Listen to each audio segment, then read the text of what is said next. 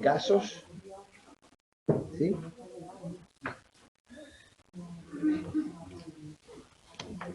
Y bueno, para los que les guste el fútbol, ¿cuándo son las próximas clases? Es que la próxima clase el viernes no hay. Entonces, la próxima es el... ¿Cuándo? No sé cuándo es. Nunca tuvimos clase el viernes nosotros. No, la próxima clase, el jueves que viene, aquí estamos. ¿A 15? No. El 15, el 15. No, 15 ya. Eso es. La próxima clase que tengamos será el día 15, correcto. Esto es, semana que viene coincide con festivo, pero la idea sería que cuando volvamos traigamos visto el 7 y el 8, ¿vale? Estudiar. Bueno, cuasi experimentos. Cuando hablamos de metodología cuasi experimental, perdón, tiene una duda rápida P. Carmona. Dime, sí, claro. Estoy esperando tu duda. P. Carmona, 71. Bueno, pues sigue escribiendo mientras aprovecho.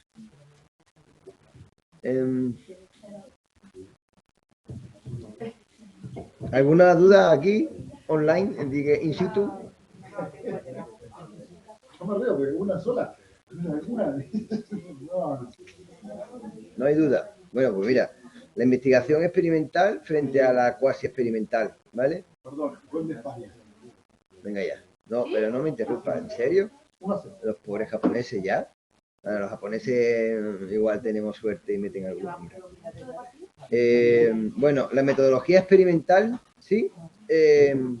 ¿Por qué se caracterizaba la metodología experimental?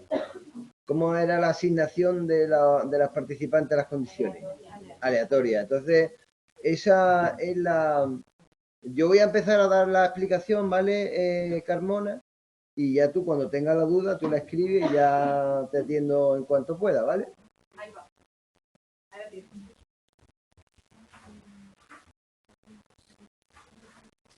Vale, P. Carmona pregunta, dentro de las variables tenemos VI, VD, VE, que sería variable independiente, variable dependiente, variable extraña. Dentro de las VE están las variables confusión, mediadora y moderadora. Y esto lo plantea como duda. Vale, sí. No, también puede haber otras variables, ¿sí? Que estén incidiendo y que no sepamos qué efecto tienen. Quiero decir, que puede haber variable extraña, que no sea variable independiente o dependiente, sí, que no esté confundida, ni medie, ni modere. Modere, no modele. Modere, pero que pueda estar afectando. Pero sí, básicamente esa es la clasificación que tenéis. Serían las aleatorias. Bueno, serían variables que tienen efectos aleatorios, pero que no controlamos, ¿vale? Ok. Y si no te tal, me puedes poner un correo si tienes alguna duda más y te respondo con un poco más de detalle. Pero sí, muy bien. Entonces, bueno, lo que tenéis que ver cuando tengáis la investigación experimental frente a la cuasi experimental, en ambas lo que se caracteriza es porque hay manipulación, hay variable independiente manipulada. Sí, yo manipulo una variable, manipular una variable significa que yo decido cuándo aparecen los valores de la variable. Eso significa manipular, ¿vale? Lo que sucede es que en la investigación experimental yo puedo hacer una asignación aleatoria de las personas a las condiciones y en la cuasi experimental no hay asignación aleatoria. Normalmente lo que se denomina es porque los grupos son naturales. Por ejemplo, en los estudios en educación, en sanidad, ¿sí? Pues tú vas a un centro de salud y dices programa de niños sanos, ¿no? Que es, ¿no? Que cuando un niño o una niña, ¿no? Recién nacido, pues le hacen un seguimiento, ¿no? A los meses, ¿vale? Pues en ese caso tú no puedes decir, pues ahora este grupo de niños van a tener 6 meses, este grupo de niños va a tener 8 meses, este grupo de niños son grupos naturales, ¿sí? Entonces eso es lo que fundamentalmente diferencia la investigación experimental de la cuasi experimental. Claro, ¿qué es lo que sucede? Que implica que, claro, yo en la experimental tengo una mayor capacidad, ¿no?, de modificar el contexto de investigación, por lo tanto puedo tener más control, y en una investigación, digamos, ¿no?, de grupos naturales, donde los grupos ya vienen conformados, puede haber más variables de contexto, más variables extrañas, sí, que puedan estar incidiendo, ¿no? Pues si yo voy a un centro de salud, pues no, ahí no puedo controlar, pues no sé, ¿no? Los medios que tenga el centro de salud, ¿sí? Si hay más o menos buena organización en el centro, etcétera, ¿no? Entonces, el tema. Por lo tanto, en la investigación cuasi experimental hay, en teoría, ¿no? En teoría, ¿sí? Lo que se espera es que haya menos validez interna. Validez interna es cuando yo aplico una intervención y provoco un efecto. El estudio de la causa-efecto, ¿sí? Y en teoría, ¿sí? Hay, hay menos validez interna porque no hay asignación aleatoria. Es decir, que los grupos, como ya están conformados de manera natural, puede haber diferencias entre ellos, ¿vale? Pues, pero dice que puede haber una mayor validez externa, es decir, claro, porque como el estudio se realiza en una situación natural, entonces yo puedo extrapolarlo, ¿sí?, a distintas situaciones, ¿vale? Porque no es una situación controlada de laboratorio, que sería el máximo exponente de un estudio experimental, ¿vale? En los estudios cuasi experimentales, los grupos no son equivalentes.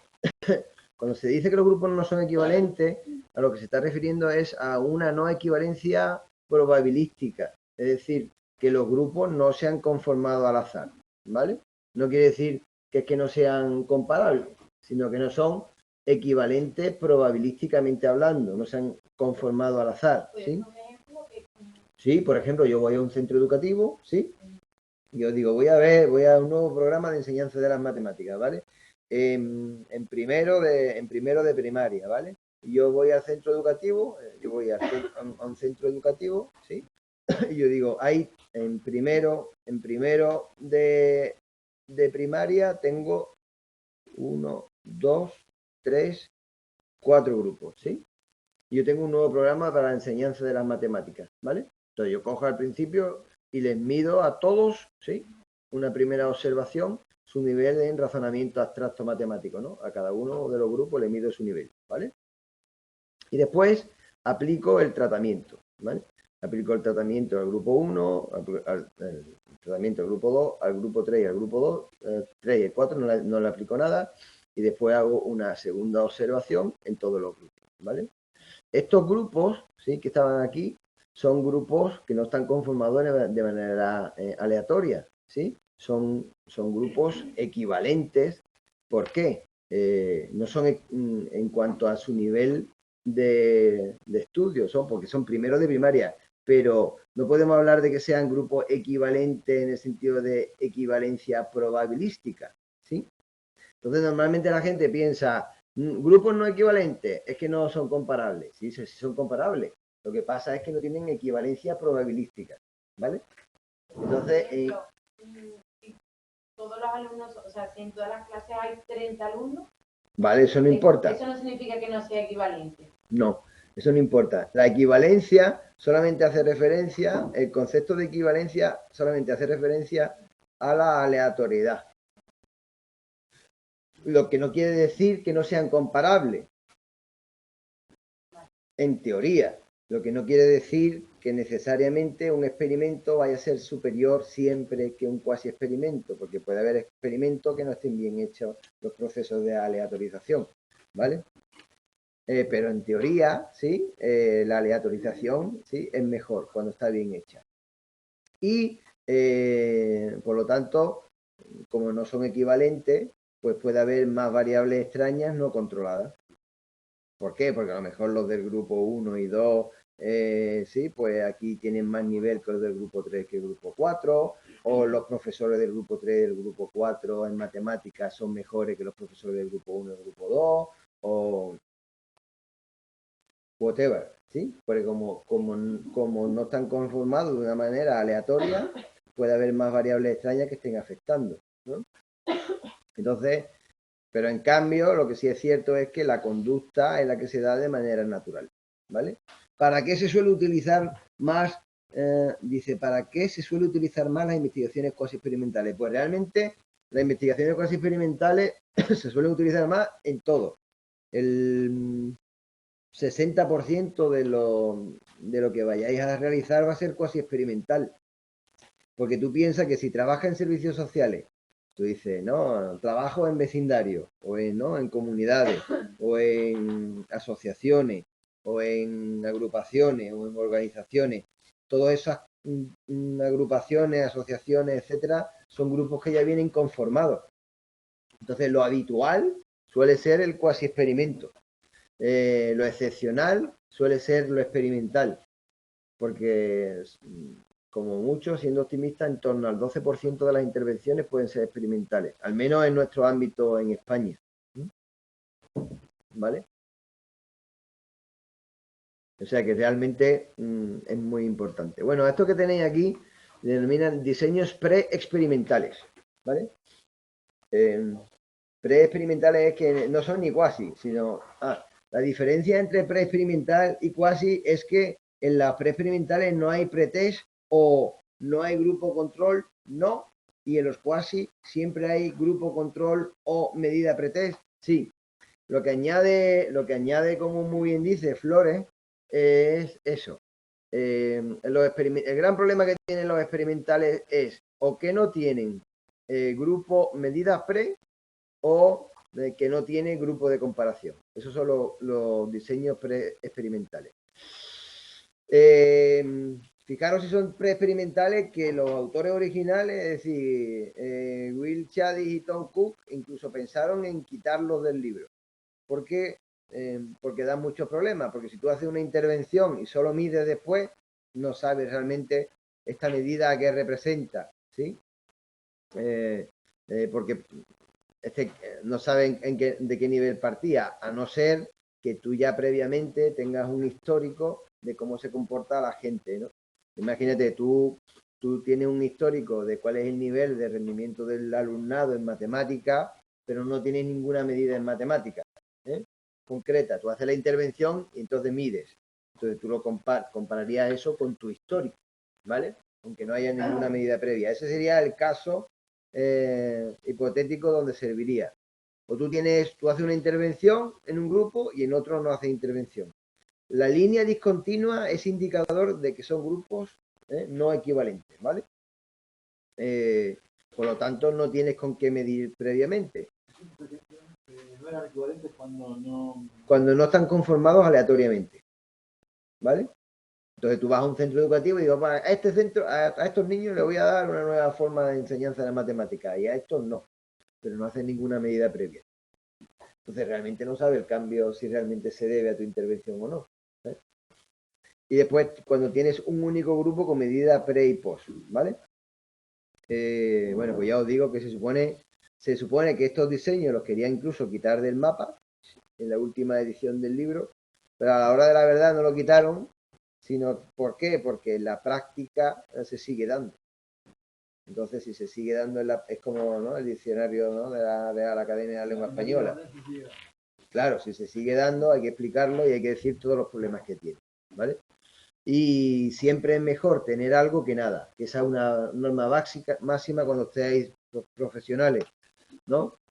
Si vais a un centro y lo que tienen es este tipo de diseño, no decir, esto no vale para nada, no sé cuánto, no, sino decir, bueno, con esto que tenemos una medida previa y una medida posterior, podemos hacer esta comparación, pero no tenemos otro grupo con el que comparar, no tenemos medidas previas y posteriores para ver la estabilidad de la medida, ¿sí? Entonces, siempre es mejor partir de algo que no partir de nada, ¿eh? Entonces, esa es una norma básica que tenéis que tener en intervención, ¿vale? Pero bueno, eso no lo pone el libro, eso lo digo yo. Pero no controla ni predice, ¿no?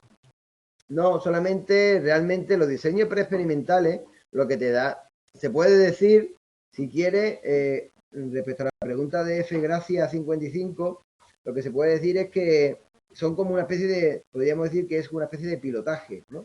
O estudio experiencial previo para saber, ¿no? Qué posible efecto se puede dar, pero no tiene muchos problemas de amenaza a la validez. Como dice aquí Randres 97, un diseño cuasi experimental siempre conlleva un diseño preexperimental previo. Bueno, en realidad no. Lo ideal sería primero experimental, que es el que te da mayores garantías. Y si no, hacer un cuasi experimento. El preexperimento es cuando se da por situaciones sobrevenidas.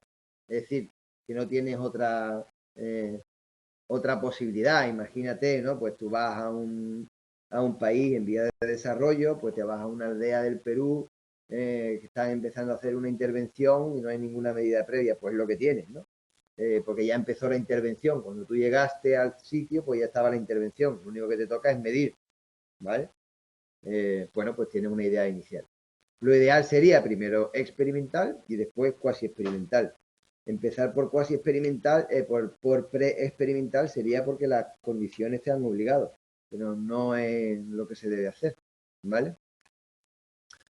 El diseño típico básico que se suele utilizar en intervención es este, ¿no? Este es el GOL, ¿no? Como dicen, el GOL estándar, ¿no? Que es mejorable, pero dentro de lo que hay, de lo malo, no que sea muy bueno, pero no está mal. Que es el diseño de grupo control, diseño con grupo control no equivalente.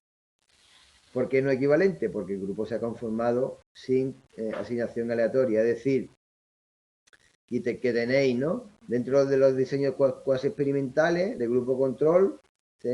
Dependiendo de cuál sea, de cómo se conforman los grupos, podéis tener grupo control, diseño de grupo control no equivalente o diseño de discontinuidad en la regresión. El que más se usa, el que más se usa es este, en la realidad, el diseño de grupo control no equivalente. ¿Qué decir? Que tenéis dos grupos, ¿sí?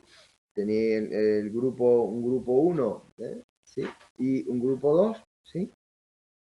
Que se han conformado no aleatoriamente, es decir, son grupos no equivalentes, por eso la línea discontinua. Hacéis una primera medición, imaginaros, ¿no? Pues conductas altruistas de los niños en el recreo, ¿sí? Pues a un grupo de niños, ¿no? Le das vídeos, ¿no? Para que sean altruistas, ¿sí? Y charlas y tal, y juegos para fomentar la conducta altruista, y al otro grupo de niños no.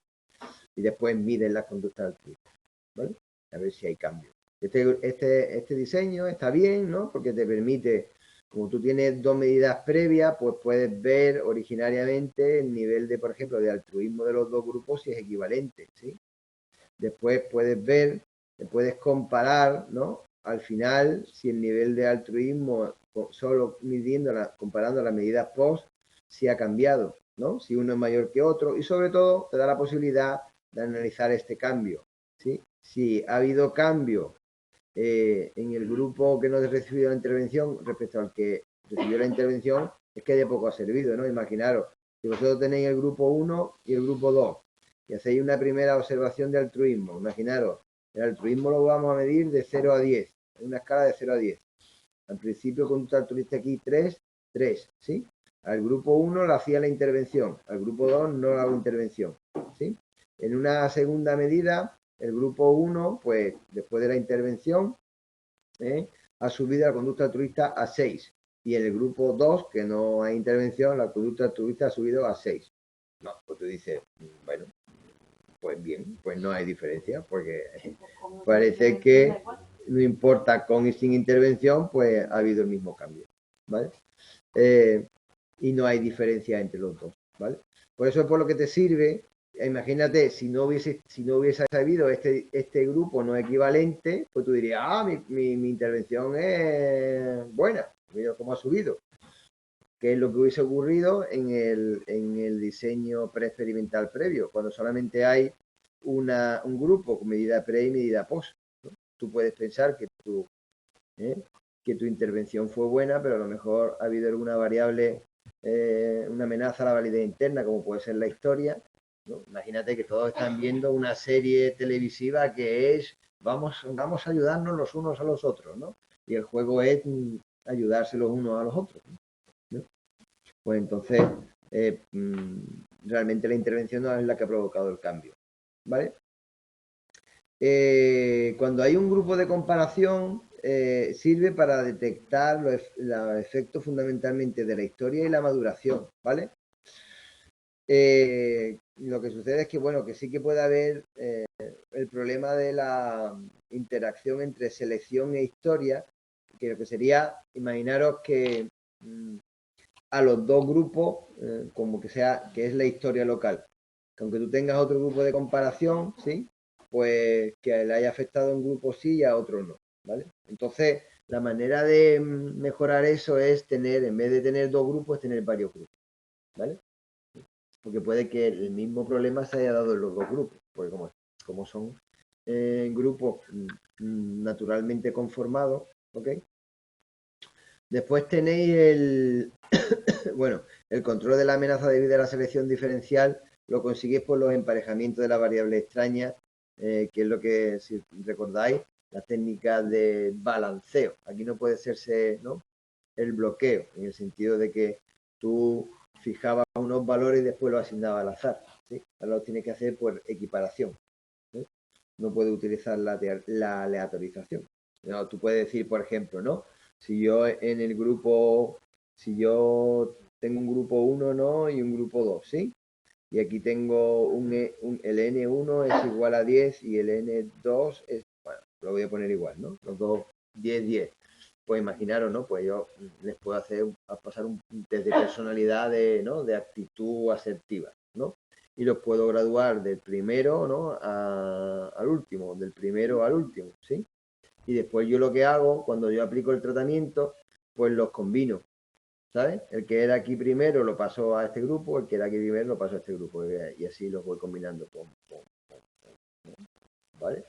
Entonces yo después, cuando hago el tratamiento, a uno sí y a otro no, tengo con respecto a actitud, ¿no?, asertiva, los he equiparado. Esto es a lo que se refiere cuando dice que yo puedo, el control de la amenaza a la selección diferencial, lo puedo amortiguar por el emparejamiento de parejas, ¿vale? ¿No? O imagínate, si es cualquier tema de conocimiento, pues tú coges, le haces una prueba previa y los gradúas a todos los niños y las niñas, del más, ¿no?, competente al menos competente, ¿no?, en esa prueba, ¿vale? No se trata de ningún tipo de nada, sino simplemente con lo que estés midiendo. Entonces tú lo que haces después cuando conformas los grupos es, ¿no?, el bueno de uno, la buena de uno lo pones en un grupo, el bueno y la buena de otro lo pones en otro grupo y lo va compensando. Y ya en cuanto a nivel de competencia, tiene los dos grupos emparejados. Y eso no es aleatorio, ¿vale? Después tenéis los diseños de cohorte. Los diseños de cohorte son muy parecidos. Lo que pasa es que, si os fijáis, en la parecida de la lógica, pero ahora los diseños de cohorte son cuando la línea es ondulada, a lo que hace referencia es a una cohorte. Una cohorte es cuando se conforma un grupo natural de sujetos, que por sus características, ¿no?, o circunstancias naturales son homólogos. Por ejemplo, ¿no?, tú dices el centro de salud X, ¿sí?, el que decía antes, el programa de niños sanos. Pues ¿quiénes van a ese centro de salud? Pues van a ir familias que viven en el mismo entorno, en el mismo barrio, más o menos van a tener el mismo nivel cultural, nivel económico, el mismo estatus social, posiblemente tengan el mismo tipo de vida, pues, ¿no?, porque son todos del mismo barrio. Entonces, claro, los niños y las niñas que van aquí, ¿no?, que yo tengo las medidas, ¿sí?, imagínate, ¿no?, interacción, calidad de interacción, padre, madre, hijo, padre, madre, hija, ¿vale? Voy a introducir al año siguiente, ¿no? No en ese año, ¿no? Imaginaros que esto ha sido en el año 2021, ¿vale? Yo he medido la interacción padre-madre-hija, no he hecho nada. Y después al año siguiente introduzco una intervención, ¿sí?, a la siguiente cohorte, porque después, ¿no?, al año siguiente pues van a venir otro grupo de madre y de padre con sus nuevos bebés, ¿sí? Y yo hago la intervención en ese nuevo grupo, ¿sí? Y le hago una observación de calidad, interacción, padre, madre, hijo, hija, ¿vale? Y comparo esta con esta. Estos dos grupos son comparables en el sentido de que van a tener características muy homólogas. ¿Por qué? Porque son del mismo barrio, tienen la misma edad, el mismo nivel económico, social. Las cohortes, entre elegir un diseño de grupo control no equivalente y decir un diseño de cohorte, es mejor diseño de cohorte. Porque vas a tener de manera natural muchas más variables controladas. ¿Eh? ¿Eh?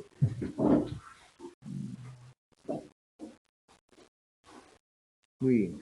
Después tenéis el diseño de discontinuidad en la regresión, ¿vale? El diseño de discontinuidad en la regresión es un diseño que le gustaba mucho a Tom Cook, que se supone que ¿no? es de la máxima exponente. Cook era amigo tuyo.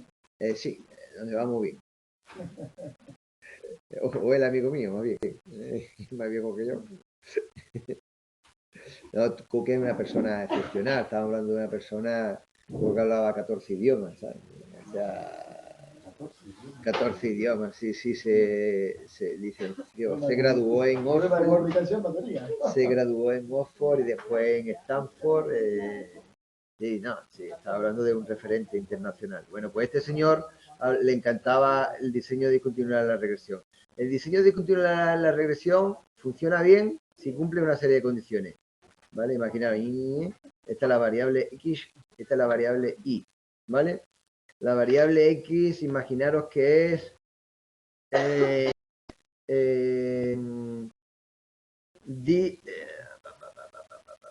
le ponemos aquí? Aquí, voy a poner la variable Y, es días hospitalizados. Ahí me duda. Ah, vale. De la anterior. Días hospitalizados. A ver. En el diseño de cohorte, la segunda observación es no. Efectivamente, Pecarmona, en el diseño de cohorte, lo que se caracteriza es porque la segunda observación, ¿sí? Esta de aquí, no es al mismo grupo inicial, sino es al año siguiente, ¿sí? ¿Sí? Al año siguiente, imagínate, esto es en el 2021, el programa de niños sanos, ¿vale? Y después en el 2022 digo, pues yo voy a mejorar uno de los problemas, ¿no? Porque el ser humano, ¿no? Segrega oxitocina, ¿sí? Segrega, ¿sí? Eh, eh, una serie de elementos, ¿no? Hormonales que mejoran su desarrollo, ¿sí? Y eso está relacionado por la calidez de la interacción del padre y la madre con el niño. Entonces vamos a mejorar eso.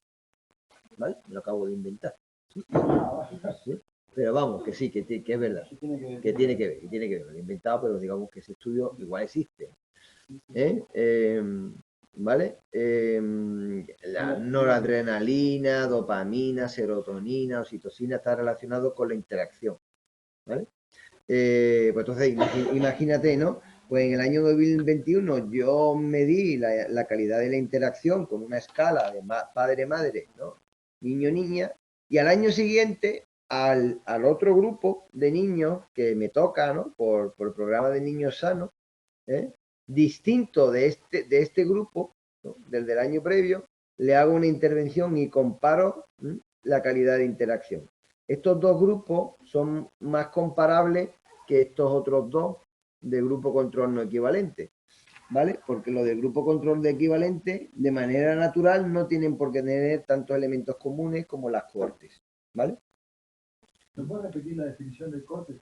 Sí, cohorte es cualquier conformación de grupo natural que se da de manera cíclica en el tiempo. Por eso normalmente los estudios de cohorte se suelen dar en educación y en sanidad. ¿No? Porque normalmente cuando tú tienes un colegio, ¿no? Un colegio público, pues los niños que van a primero de primaria este año van a ser muy parecidos a los niños que van el año que viene a primero de primaria. ¿Sí? Y los niños de primero de primaria lo puedo comparar con los de segundo de primaria, con los de tercero, con los cuartos, ¿sí? ¿Por qué? Porque para tú ir a un colegio, como norma, pues tienes que ¿no? estar a una distancia del centro, tienes que tener un número de hermanos, hay una serie de condiciones que hace que los niños que van, ¿no?, a los colegios y que pasan por los distintos niveles educativos son similares, ¿sí? Más o menos son de las mismas características. Eso es corto.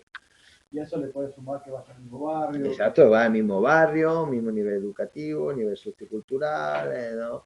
Que suele hacer en el tiempo libre, ¿no?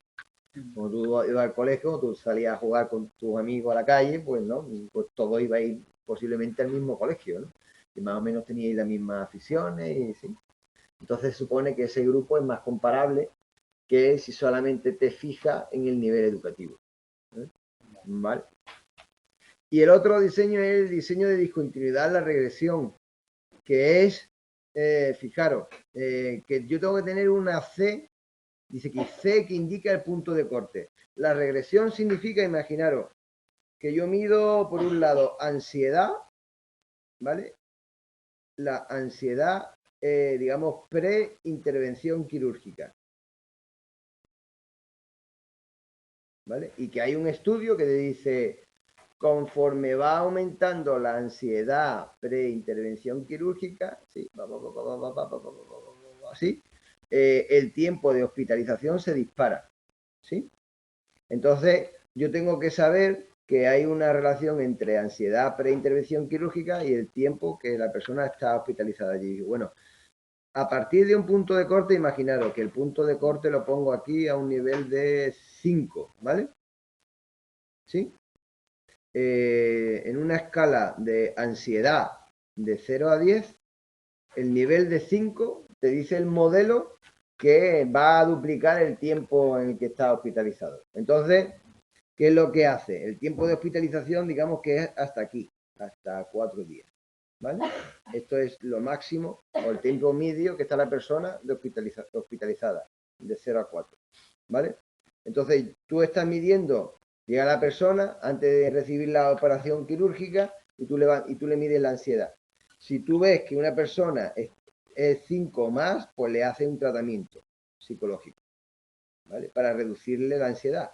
Entonces, este sería el grupo control, que no recibe el tratamiento. Este sería el grupo experimental, ¿ves? Que los días hospitalizados les va a llegar igual que si fuera el grupo control, ¿vale? Por lo tanto, yo lo que consigo es que este, que es el grupo experimental, ¿sí?, que ha recibido el tratamiento porque yo tenía un punto de corte que me decía que a partir de un determinado nivel tienes que darle intervención porque si no se te duplica el tiempo de hospitalización, ¿vale? Entonces, claro, para que se pueda dar este diseño, que está muy bien, ¿no? Este diseño está muy bien, se asemeja a los resultados de este diseño a los resultados que se obtienen con los diseños experimentales, ¿vale?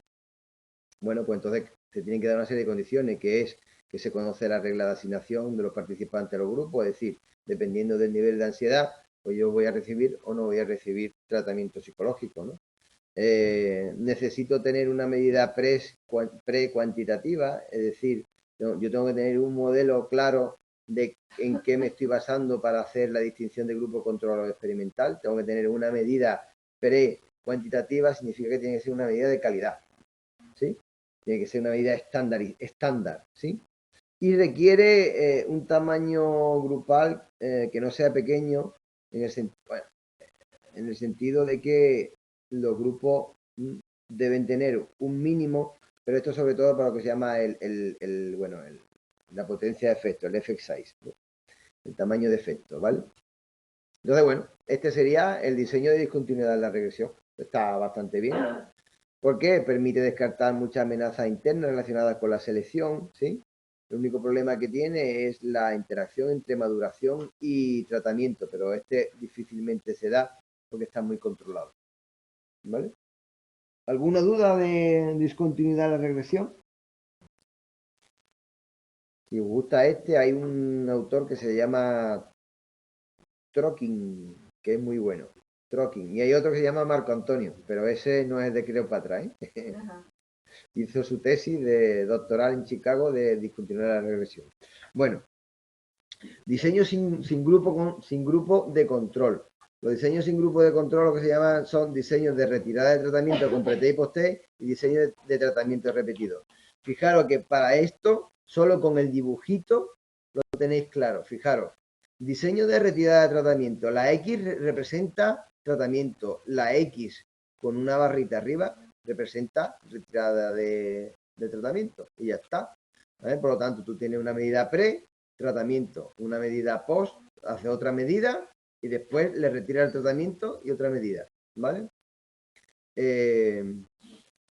Bueno, las características lo pone aquí, ¿no? Requiere amplios tamaños de muestra, con alta fiabilidad. El efecto del tratamiento debe ser reversible.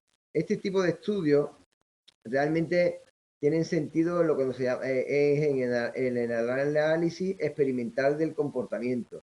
Es decir, que los estudios de laboratorio, cuando dice yo aplico un tratamiento, la conducta, si dejo de aplicar el tratamiento, la conducta baja o sube. Pero en la práctica real, entre 0,2 y 0,3 el tratamiento se mantiene, no, entre 0,2 y 0,3 aquí lo único que hay es una observación, ¿sí? Tú haces aquí el tratamiento, ¿sí? Flores, M Flores, tú observa O1, hace la intervención, ¿vale? La verdad que esto no se ve luego por internet. Aquí hace un pre, una medida pre, ¿sí? Después, todos intragrupos, ¿sí? Después, aquí hace el tratamiento, ¿sí?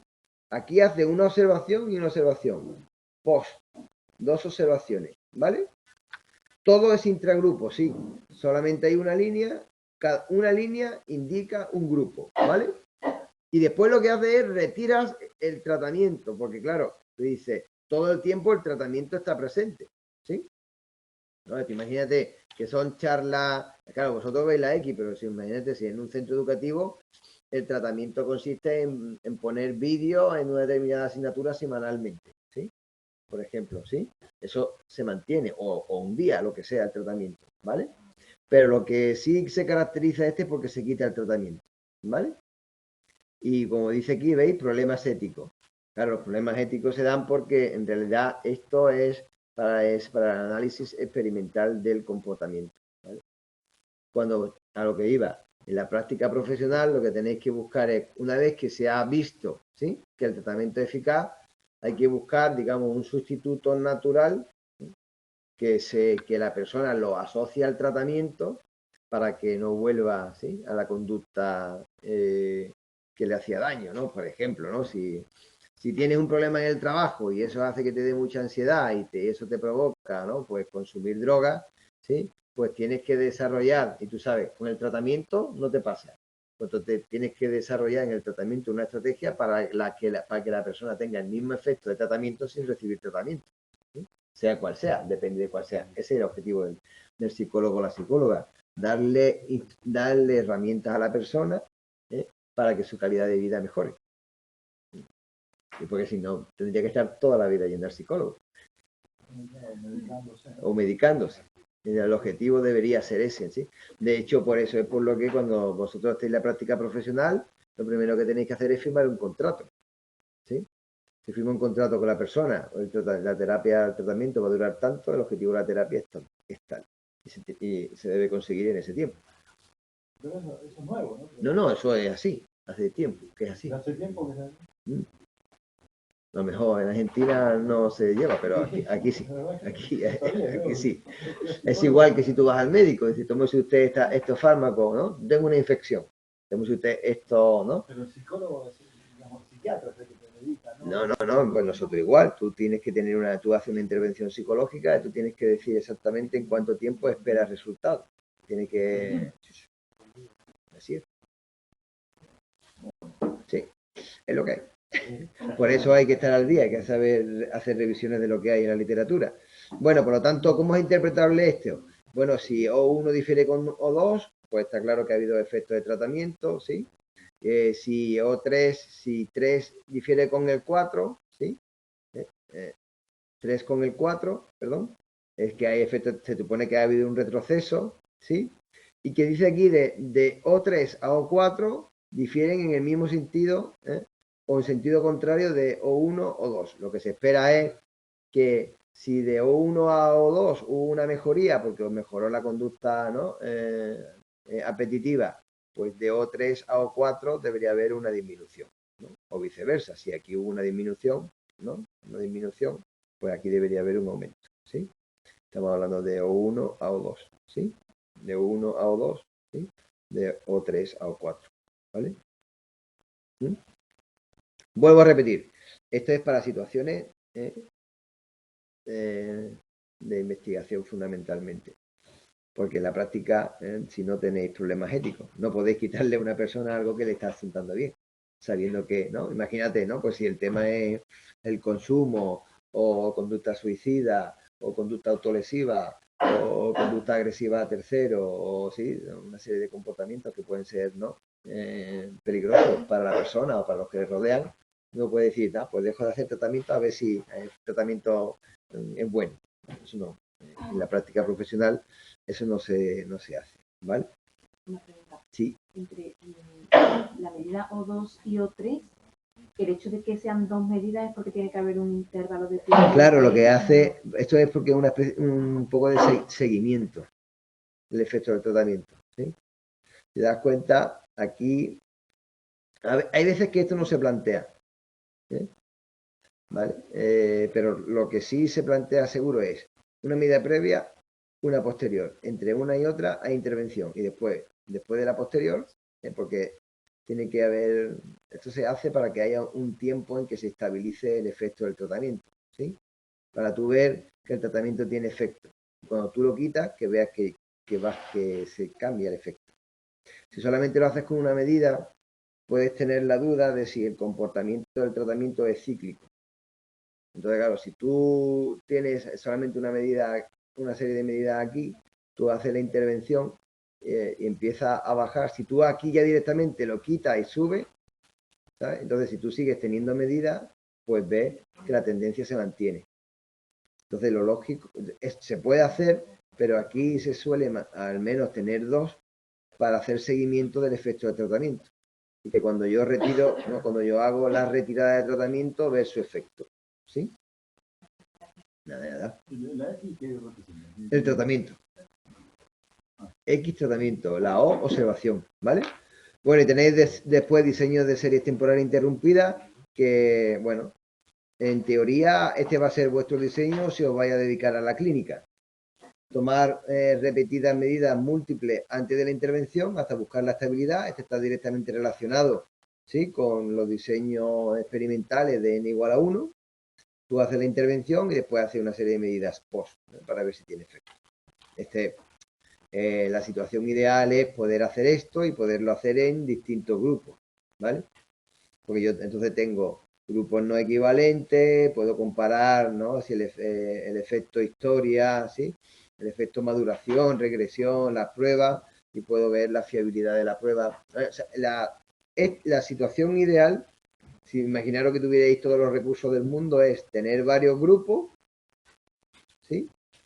¿Cuándo está disponible la PEC a Salvador? Pues se supone que ya deben ponerla 2 o 3 semanas antes de las Navidades. Es lo que pone el programa, ¿vale? Si queréis, se le puede poner un correo al profesorado y preguntárselo. Mira, la situación ideal es tener varios grupos, ¿no? Y tener una serie de medidas en todos los grupos, o 1, o 2, o 3, o 4, ¿sí?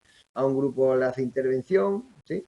A otro grupo no, a otro grupo sí. Tener varios grupos para comparar con y sin intervención. Esa es la situación ideal, porque así tú evalúas sí, el efecto del tratamiento, pero para ver, ¿no? Si había estabilidad previa y si el cambio se mantiene con el tiempo, y puedes tú ver si el tratamiento tiene efecto o no, ¿sí? Y tiene grupos de comparación. Esa sería pero ese diseño es difícil de encontrar porque es costoso. Imaginaros, tomar muchas medidas en el tiempo es costoso. Aunque os anticipo que cada vez más este diseño va a ser más frecuente por las nuevas tecnologías. En ese diseño tenés 5 medidas previas, ¿no? previa intervención y 5 medidas posteriores. Pero vuelvo a repetir, con las nuevas tecnologías, relojitos, biosensores, todo lo que es identificación táctil, ¿sí? Además de la identificación táctil, se está relacionando con indicadores biológicos. La identificación ocular también. Es decir, que todo esto de recoger muchos datos de distintos grupos de personas, hoy en día, no quiero ni decir que ya en un futuro próximo, ya hoy en día esto se puede hacer. Y es in situ, porque es tal como registra el dato, va directamente a una base de datos y directamente es analizado. Entonces, estamos ya en la realidad. Una recogida de datos de salud, claro, es recogida de datos en los diseños experimentales solo se estudia una VI, no. En los diseños experimentales puede estudiar varias VI. Y en una recogida de datos de salud, claro, puedes recoger, por ejemplo, la tasa cardíaca, ¿sí? La presión arterial en sangre, la tensión ocular, el nivel de dilatación o no de la pupila, ¿sí? El nivel de sudoración, la focalización de la mirada, la vibración o no del cuerpo. Hay muchas variables que se pueden registrar, que nos registran, vamos. Tendría que administrarnos una organización pública y poder ser útil sobre problemas muy comunes. Bueno, ojalá fuese así, pero las decisiones son políticas. Si hoy por hoy las decisiones son políticas. ¿Os habéis hecho exámenes? Una pregunta, antes del examen, en anterior, la línea esa significa no equivalente, ¿no? Correcto. No equivalente significa no asignación aleatoria. Digamos, lo que divide es un grupo control, ¿no? No exacto, el grupo sería grupo control porque no tiene tratamiento. Exacto, este sería, podría ser grupo experimental, si lo quiere llamar, este sería grupo control. Aunque la nomenclatura de grupo control, ¿sí? Y el grupo experimental se suele utilizar más para diseños experimentales, pero también en los cuasi se puede usar. ¿Habéis hecho exámenes? ¿Cuál? ¿Tenéis alguna duda de alguno? Sí, venga, ¿de cuál? A ver, para mí lo más difícil cuando hago el examen es sacar la conclusión del diseño. Ajá. Por ejemplo. Todavía no tengo yo. Normal. Después las preguntas de la teoría, pues, lógicamente. Sí, la teoría no es tanto, lo más complicado es esto. De ahí. Por ejemplo, aquí para saber, mira, si tú quieres estudiar si hay o no asignación aleatoria, ¿sí? Si en el momento que tenga asignación aleatoria de las personas las condiciones, experimento. ¿Vale? Después, si tú tienes manipulación de variables y los grupos están conformados, ¿no? De manera natural, tienen un cuasi experimento. Y ya a partir de ahí, tú ten en cuenta que en experimental y cuasi experimental hay manipulación de variables, pero después en observacional y encuestas no hay manipulación. Lo que tú haces es registrar. En observación, en encuesta, tú elicitas la respuesta, si provoca. En encuestas no es que solo que te pregunten, si te presentan un estímulo y tú respondes, si a ti, cada vez que encendemos el móvil y hacemos así, nos están encuestando. Pues te ponen, ¿no?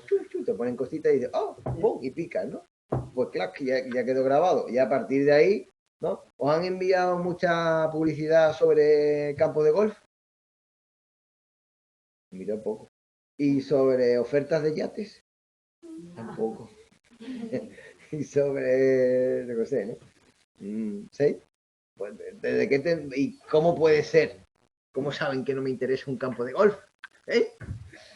Pues porque no, porque estamos respondiendo continuamente. Pues eso es una encuesta. La encuesta normalmente la gente piensa que es que te hacen preguntas, pero todo lo que es la presentación de un estímulo, sea visual, auditivo, incluso olfativo, ¿no? Táctil, cualquier tipo de estímulo, y tú respondes, Eso es una forma de hacer encuestas. La observación, en cambio, no tiene ningún tipo de licitación. La observación es el registro de la conducta de manera natural, ¿no? La Guardia Civil de Tráfico continuamente hace estudios observacionales, ¿no? Que es, ¿no?, observación externa. Estoy viendo fútbol, que te veo, ¿no? No, Es broma, hombre. Bueno, para el siguiente día, como veo que una técnica útil para el examen podría ser subrayar las palabras importantes. Sí, si queréis el siguiente día, podemos utilizar técnica para resolver los problemas. Pero el siguiente día vamos a hacer una cosa. Vamos a empezar al revés. Vamos a empezar haciendo los casos y después vamos a explicar la teoría. ¿Vale? A ver si así traemos casos. ¿Vale? Os mandaré al foro cositas, ¿vale? Es que desgranar esto, Es que yo, verdad, lo leo y me pierdo. No sé por dónde empezar. Claro. Entonces, variable, Hola. porque está por aquí. yo no la posta, ¿quién nos va a tomar? el siguiente GGG sería estupendo. Vale, pues el siguiente día empezamos. Tenéis ya un ejemplo de caso único. Os he dejado un par de ejemplos de experimental. El siguiente, ¿cuál es? ¿Observación ya? Observación. El siguiente, ¿qué? ¿Encuesta? O post-hoc, no sé, bueno. Para la encuesta debe ser la más simple, ¿no? No te creas, no te creas. Tiene sus cosas también. Post, vale, post-hoc. Vale, pues os envío, el siguiente día vamos a empezar haciendo un caso de diseño de 1, de n igual a 1, un caso de quasi, un caso de observación y un caso de post. Lo van a dejar en el foro todo, ¿no? Os lo voy a dejar en el foro también. ¿Vale? Que después lo dejo y después decís que no, ¿eh? Queda grabado, queda grabado. Bueno, buen puente.